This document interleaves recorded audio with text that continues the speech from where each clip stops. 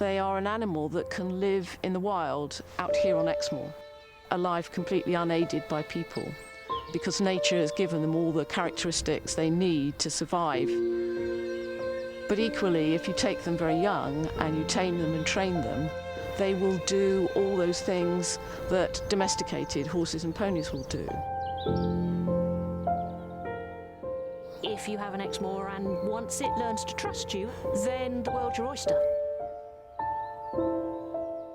They'll work for you because they want to.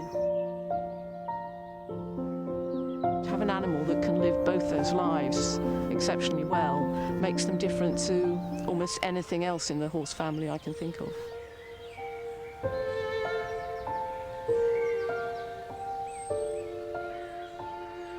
Preserved by nature alone, the Exmoor pony has adapted over thousands of years and is believed to be the closest remaining relative to Europe's prehistoric wild horse.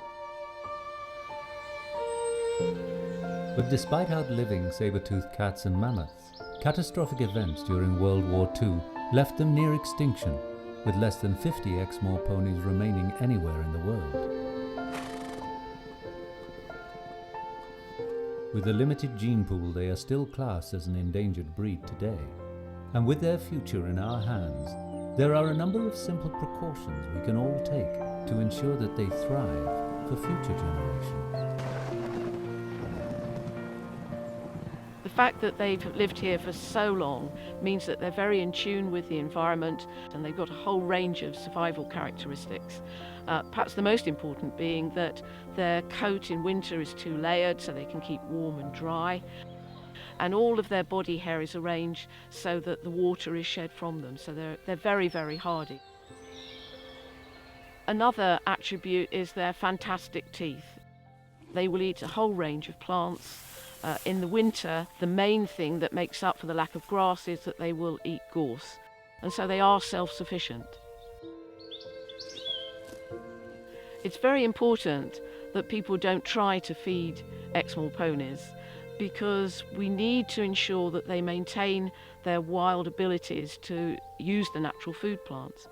And the moment that they start to associate food with people, it places them at risk from vehicle accidents, but it also places at risk that we start to compromise their ability to live out free. Exmoor is made up of various commons and moors, divided by farms and fences. The ponies live in separate breeding herds, and although they lead a free life, they are all owned. The Exmoor is in a particularly unusual situation in that just after the war it hit a real genetic bottleneck. That means that we cannot expand our gene pool. From that point onwards, that's all we've got. So maintaining the genetic diversity is critical. The breeders have their individual breeding programs that are aimed at ensuring that the gene pool is managed and the various family lines are continued. And all those breeding programs rely on the fact that their ponies will be in a set enclosure and not mixing with other ponies. And so all this can be completely wrecked if people leave gates open, because the ponies are very intelligent, and if they see an open gate and they think there is better grass on the other side of it, they will go wandering.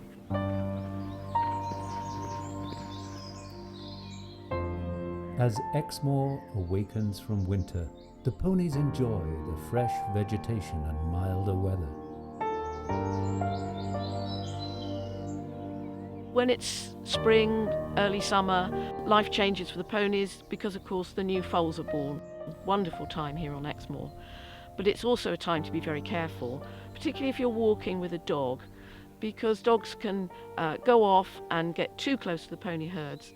And of course, they're not only going to completely upset mothers with young foals, but also there'll be other mares who are very heavily pregnant.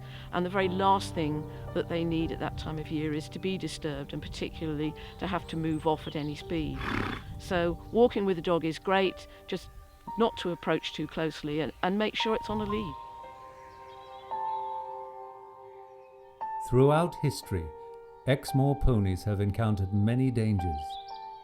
And whilst they no longer face natural predators, today's threat is of a different kind. The irony is that whilst many people are taking very good care of the ponies, we are actually a problem.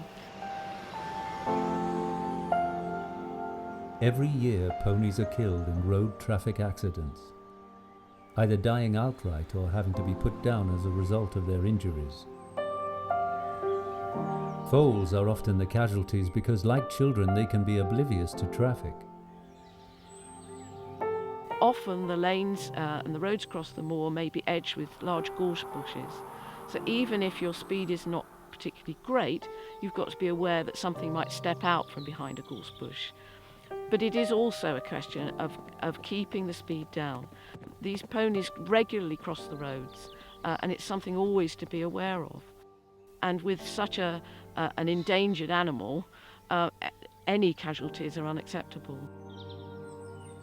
By adopting such simple precautions, everyone who visits or lives on Exmoor can be part of ensuring a secure future for the Exmoor pony herds.